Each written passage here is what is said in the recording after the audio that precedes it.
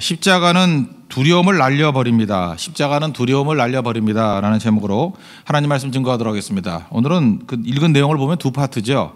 31절부터 37절까지는 그러니까 이게 의도를 알아야 됩니다. 이거 왜 이렇게 썼나. 예수님이 진짜 죽었다. 이게 핵심이에요. 그래서 지금 31절부터 37절까지 얘기의 내용이 그거예요. 예수님 진짜 죽은 거야. 가짜가 아니고 진짜 죽은 거야. 이걸 설명하기 위해서 쭉 기록한 거라고요. 그런 관점에서 봐야 됩니다. 그리고 38절부터 42절까지의 말씀은 예수님의 십자가 이후에 이렇게 회색 신앙이었던 사람들이 확 뒤집어졌다라는 거예요. 그러니까 십자가는 숨어 있는 신앙이 되지 않고 십자가 만나면 다 뒤집어진다는 거예요.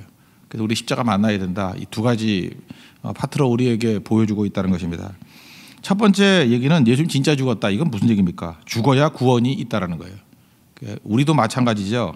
우리도 진짜 죽어야 그 능력이 나타나게 된다는 것입니다. 죽지 않으면은 내가 하려고 하는 거죠. 죽지 않는 게 내가 하려는 거 아니에요. 내가 하려고 하면 참 힘듭니다. 근데 죽음은 쉬워요. 왜냐하면 예수님이 하시기 때문에, 예수님이 다 이끌어 주시기 때문에 그렇습니다. 너무 자기 자신을 괴롭히지 마십시오. 지금도 힘들게 사는 사람이 있죠. 고난이 많은 게 아니고요. 죽지 않아 그렇다니까요.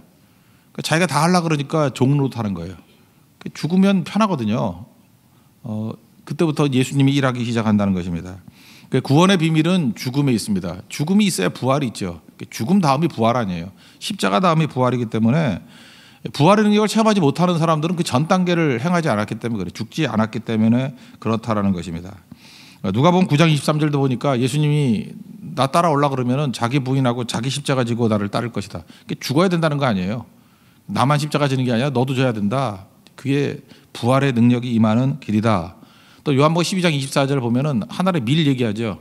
땅에 떨어져 죽으면 많은 열매 맺는데 죽지 않으면 그대로 있다고. 그러니까 우리 삶 속에 열매도 없고 무력하게 인생 살아가는 이유가 뭐냐면 안 죽으려고 그러니까. 야, 밀은 죽는 거야. 죽어야 그 상식 아니냐 니네. 그래야 많은 열매 맺지. 그러니까 많은 열매에는 관심이 많으면서 죽지 않으려고 그러니 이런 모순이 어디 있니? 그 얘기예요.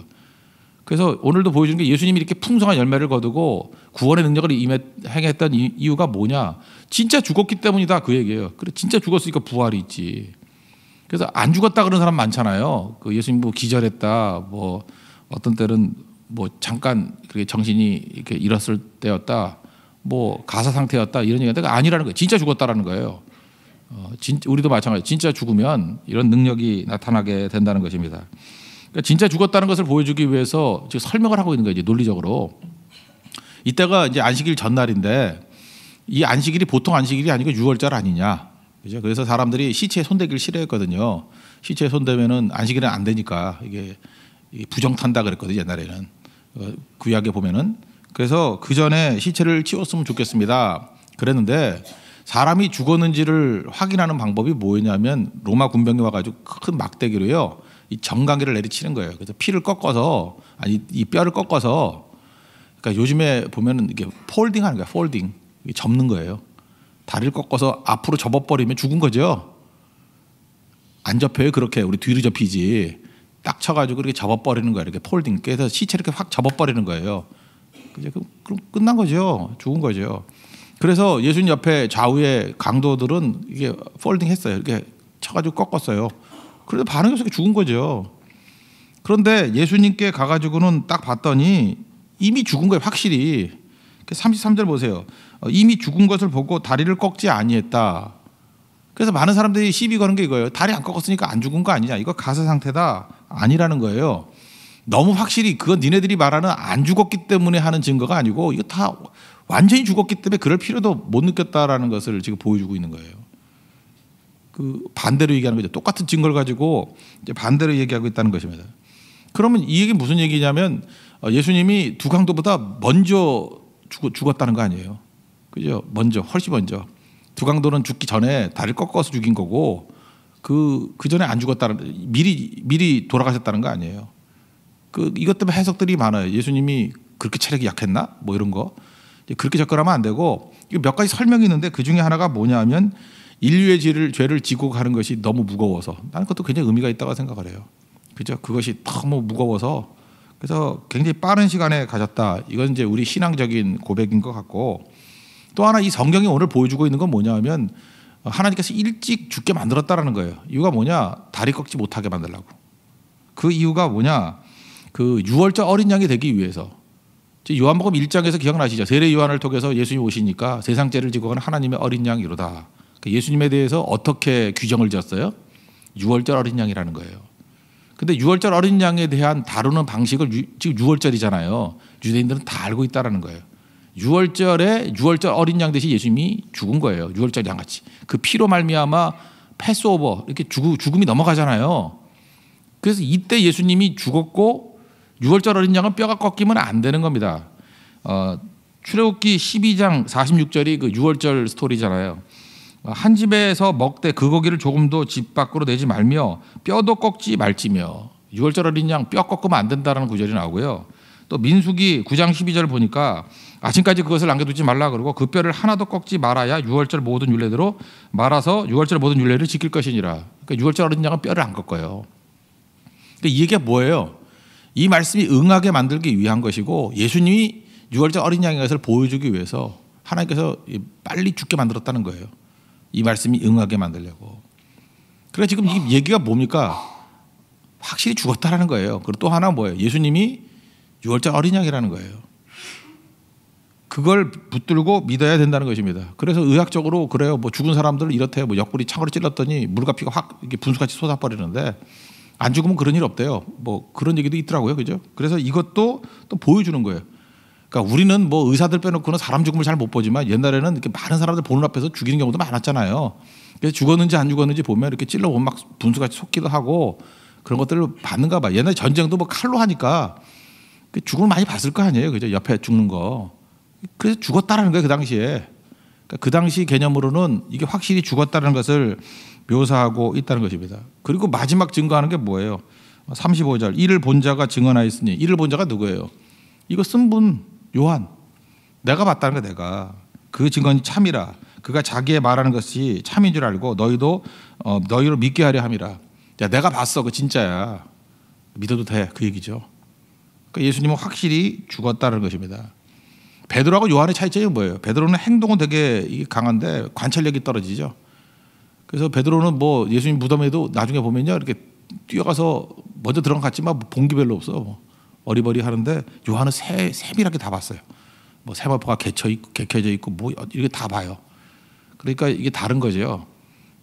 나 꼼꼼한 거 알지 지금 그 얘기예요, 그죠? 내가 다 봤어, 그죠? 그 얘기예요. 그러니까 확실하게 됐다. 그걸 우리에게 보여주고 있다는 것입니다. 그러므로 여기에 메시지는 무엇이냐? 예수님의 죽음은 확실한 것이고 우리도 죽어야 부활의 능력이 있고 열매가 있고 승리한다. 이게 사도 바울도 이걸 그대로 요약했죠. 갈라디아 2장 20절. 내가 그리스도와 함께 십자가에 못 박혔나니 그런즉 이제는 내가 산 것이 아니요 죽었다는 거죠. 내 안에서 그리스도께서 사신 것이라. 이걸 강조하고 있다는 것입니다. 그리고 우리 모든 사람들 열매 거두기 위해서 미랄같이 열매 거두기 위해서는 죽어야 되고요. 그리고 구원이 임하기 위해서는 죽어야 된다는 거예요. 그래서 결국은 두 싸움이라니까요. 나 자아와 하나님 말씀. 뭘 따르느냐. 자아가 죽어야 말씀을 따르죠. 자아가 죽어야 부활의 능력이 임하게 되는 거죠. 그래서 신앙이 뭔지 아십니까? 자아 죽는 싸움이에요. 자기 십자가 지는 싸움이에요. 자기를 부인하는 싸움, 자기 십자가를 지는 싸움. 그게 신앙입니다. 뭐 얻는 게 아니에요.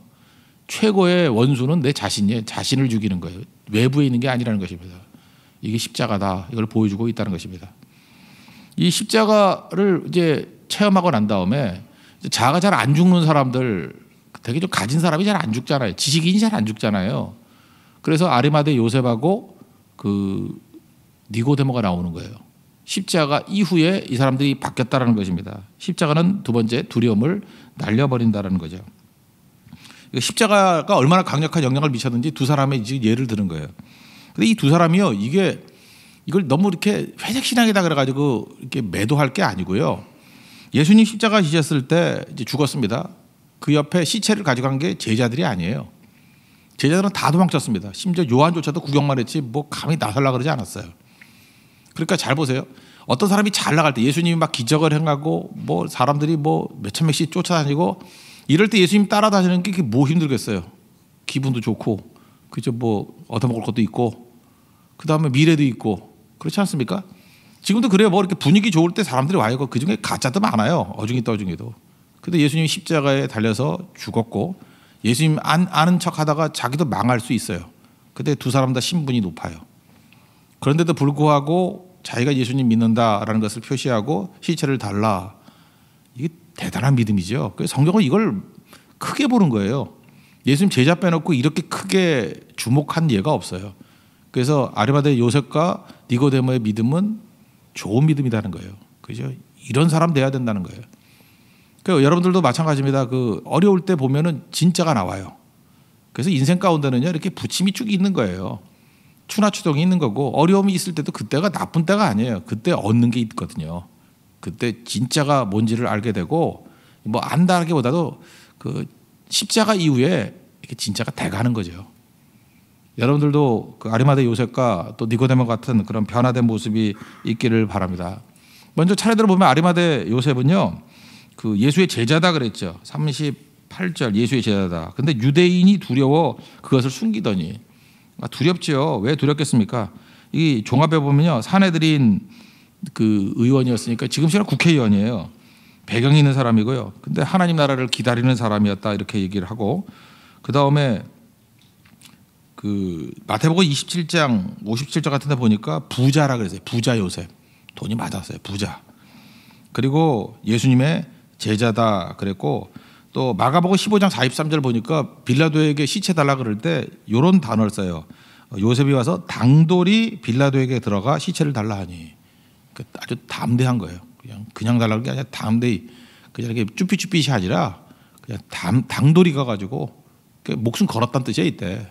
그죠? 망하면 망하리라 죽으면 죽으리라 하는 각오를 가지고 받았다는 것입니다.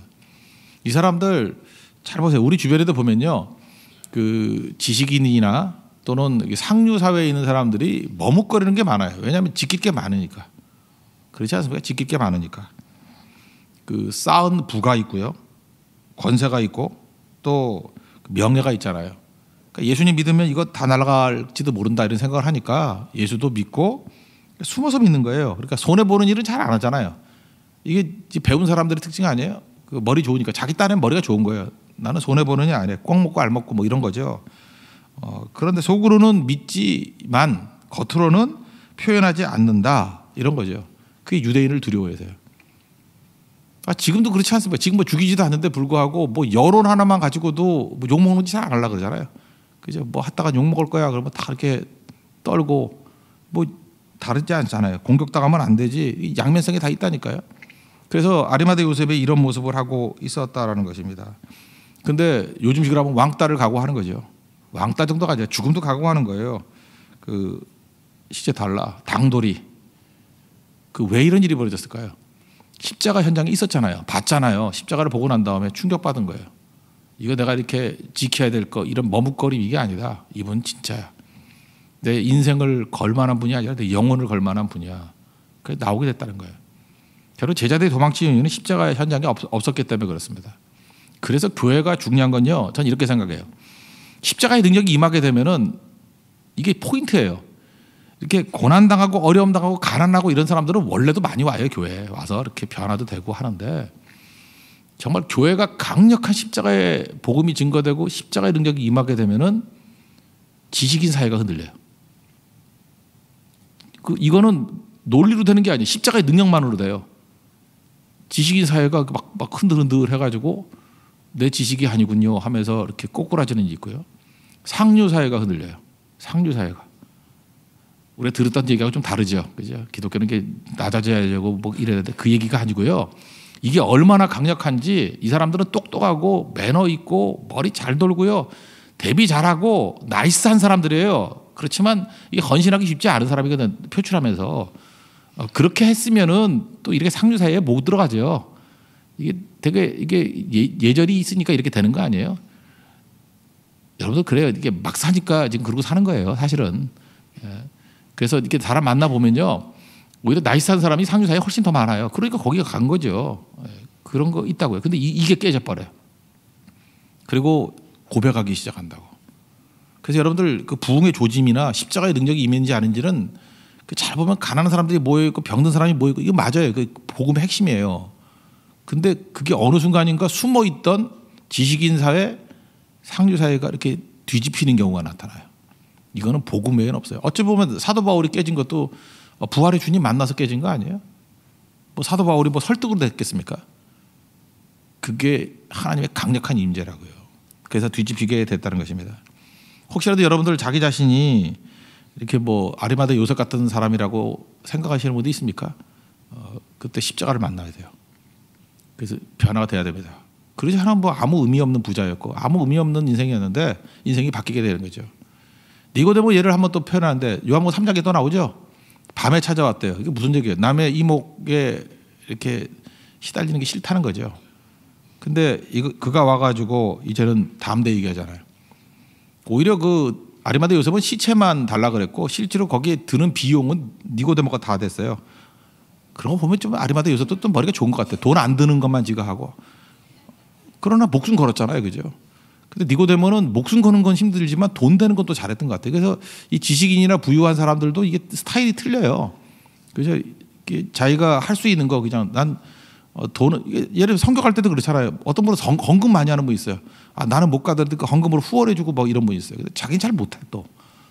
근데 어떤 분들은 이렇게 뭐 막혀 있는 일들을 자기 자리를 걸고 부딪히는 경우가 있어요. 그래서 길을 뚫어주고.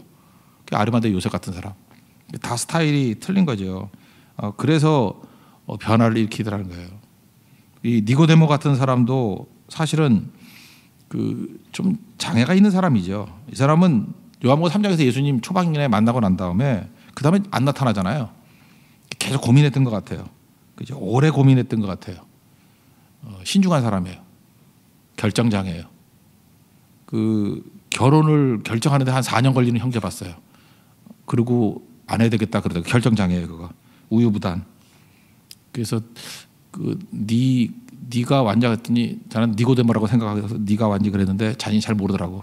니고데모 그러면 이게 결정장애거든요. 십자가 만나면 언제부터 그게 가는 게 진짜 죽기를 각오하면요 결정하게 돼 있어요. 이런 거죠. 그 결혼을 이렇게 미적거리는 형제한테 내가 그런 얘기를 했어요. 네가 지금 힘든 게 뭐냐면 뭘 얻을까 생각하니까 결정을 못하는 거라고. 내가 한 가정의 가장으로서 십자가 지고 희생한다고 생각하면 결정 쉽다고. 넌 지금 죽을 마음이 없기 때문에 그런 거 아니냐. 맞대요.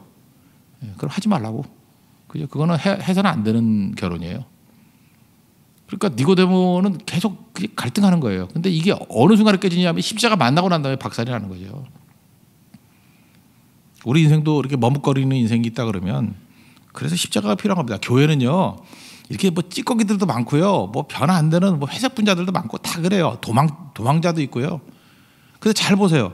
이 다양한 사람들, 여러 사람들이 막 뒤죽박죽, 처음에는 다가오다가 고난이 있으니까 도망치는 사람, 또 고난이 오니까 또 드러나는 이 요셉과 또 니고데모 같은 사람, 이 다양한 사람들이 있지요. 근데 이 모든 사람들이 이렇게 한번 다 뒤섞이고 난 다음에 다시 하나가 되어서 확 일어나게 되는 게 뭐예요? 그게 십자가 부활이라고요.